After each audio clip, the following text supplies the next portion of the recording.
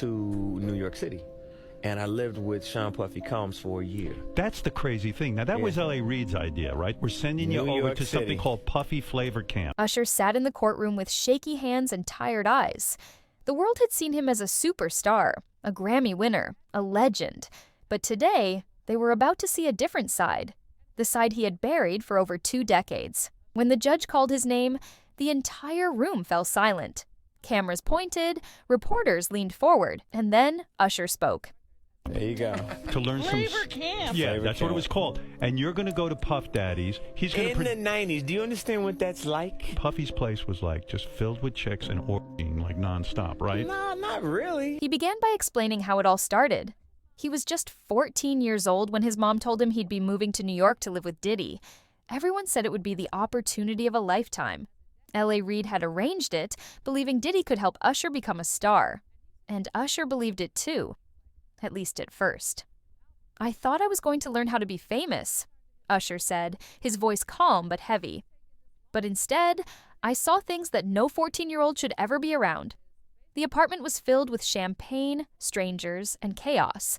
Every room had someone new. Half-dressed people, loud music, and candles burning at all hours. Usher called it the scene, not a home. Diddy told him it was called Flavor Camp.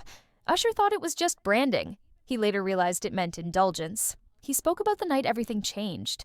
It was curious. I got a chance to see some things. Yeah, but you were 13. What were you seeing? I went there to see the lifestyle. Right. And I saw it. And it was, but I don't know if I could indulge and understand what I was even looking at. It was pretty wild. So nobody tried to, some woman didn't come along. I ain't say that. Okay. Around 3 a.m., he woke up and saw masked people entering the apartment.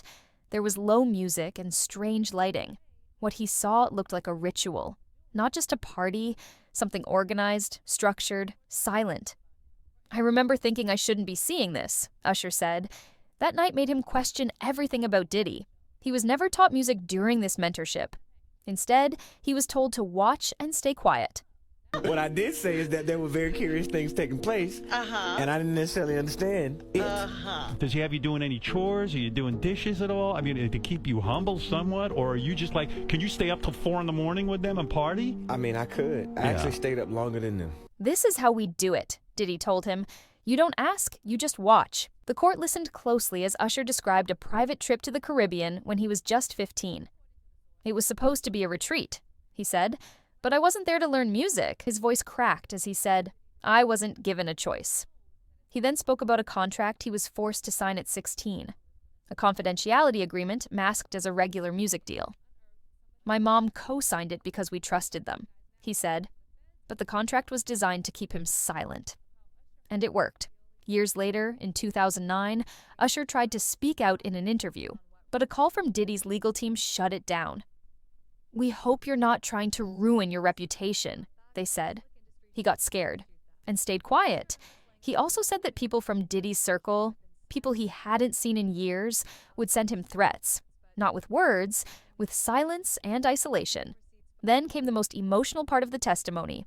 Usher described a mansion party in Atlanta when he was 17. The house was luxurious, filled with celebrities and security. Diddy showed him a locked room and whispered, "You're not ready for that yet." Usher peeked in anyway. He saw masked people, and that image never left his mind. He pulled out pages from a personal journal. He had started it to write songs, but it became a vault of memories. One entry read, "Loyalty keeps you on tour. Honesty puts you back home." Another said, "Too many secrets, too many masks." Diddy says it's the culture. I don't agree. He went on to talk about a night in Miami when he was 18. Diddy told him he'd meet a major investor. But when Usher arrived, it was just 3 men in robes, young women in the background, and high-end champagne. One man told him, "You can stay or you can leave, but you won't get another chance like this." Usher left. After that, jobs disappeared. Producers ghosted him, and no one told him why. Weeks later, Diddy showed him a disturbing clip on a camera. Another young artist, doing something Usher said they wouldn't have done willingly. "Did he threaten you?" the lawyer asked. "He didn't have to," Usher replied. "The people around him did."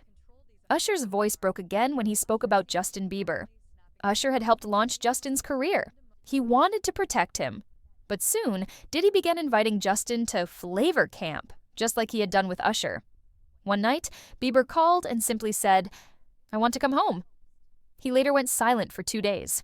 When they finally met, Justin wouldn't look Usher in the eye. "I'm good now," he said, but Usher knew he wasn't. Usher confronted Diddy. "What are you doing to these kids?" Diddy smiled and said, "Same thing they did to me. It's how the game works." That was the last serious conversation they ever had. The courtroom was silent. After years of silence, Usher had finally spoken, not just for himself, but for every young artist who was told to be quiet. And now, the world was listening.